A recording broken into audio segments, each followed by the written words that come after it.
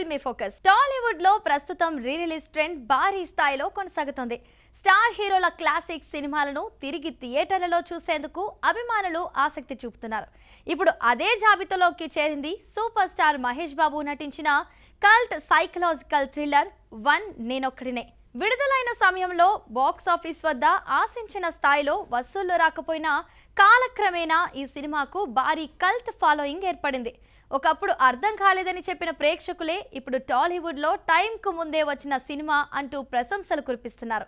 మహేష్ కెరీర్లో అత్యంత డిఫరెంట్ మూవీగా గుర్తింపు పొందిన ఈ చిత్రం మళ్లీ థియేటర్లలో ప్రేక్షకులను థ్రిల్ చేయడానికి సిద్ధమవుతోంది. సాధారణ కమర్షియల్ హీరోలా కాకుండా మానసిక సంఘర్షణలతో బాధపడే ఒక యువకుడి పాత్రలో మహేష్ అద్భుతంగా నటించాడు.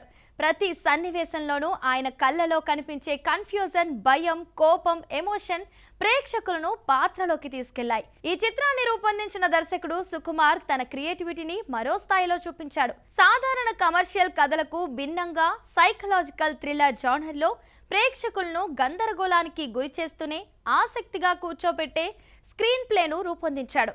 హీరో మైండ్లో ఏం జరుగుతుంది, నిజమేది, ఊహేది అనే సందేహాలతో కథను నడిపించిన తీరు ఇప్పటికీ ప్రేక్షకులను ఆశ్చర్యపరుస్తుంది. ముఖ్యంగా స్క్రీన్ ప్లే నిర్మాణంలో సుకుమార్ ప్రతిభ స్పష్టంగా కనిపిస్తోంది.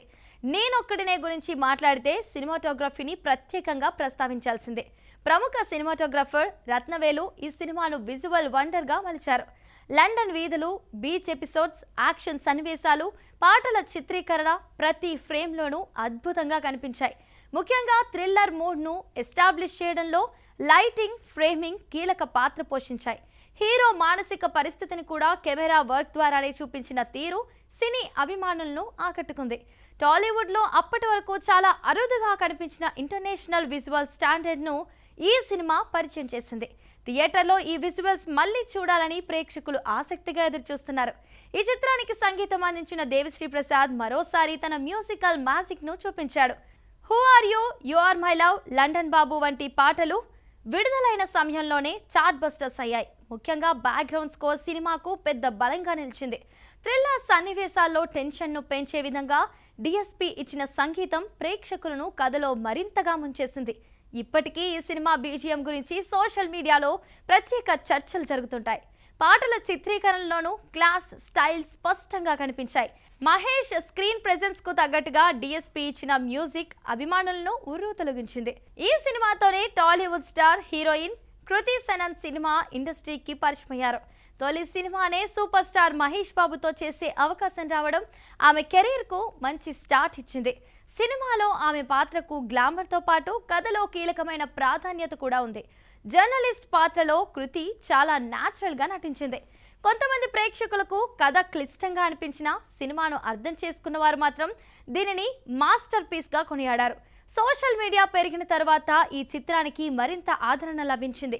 ప్రతి సీన్లో దాగి ఉన్న డీటెయిల్ను ప్రేక్షకులు విశ్లేషిస్తూ వీడియోలు, పోస్టులు చేయడం ప్రారంభించారు. సూపర్ స్టార్ మహేష్ బాబు కెరీర్లో కమర్షియల్ బ్లాక్ బస్టర్స్ ఎన్నో ఉన్నా నటుడిగా ఆయన సాహసాన్ని చూపించిన సినిమా మాత్రం నేనొక్కడనే అనే చెప్పాలి. స్టార్ ఇమేజ్ను పక్కన పెట్టి కొత్త కథను నమ్మి చేసిన ఈ చిత్రం ఇప్పుడు కల్ట్ క్లాసిక్గా నిలిచింది. సుకుమార్ దర్శకత్వ ప్రతిభ, రత్నవేలు విజువల్స్, దేవిశ్రీ ప్రసాద్ సంగీతం, కృతి సనన్ ఎంట్రీ ఇవన్నీ కలిసి ఈ సినిమాను ప్రత్యేకంగా నిలబెట్టాయి. ఇదే ఇవాల్టి మన ఫిల్మీ ఫోకస్ టాపిక్. మరో ఇంట్రెస్టింగ్ అండ్ క్రేజీ ఎపిసోడ్తో మళ్ళీ కలుద్దాం. అంతవరకు చూస్తూనే ఉండండి మహామాక్స్.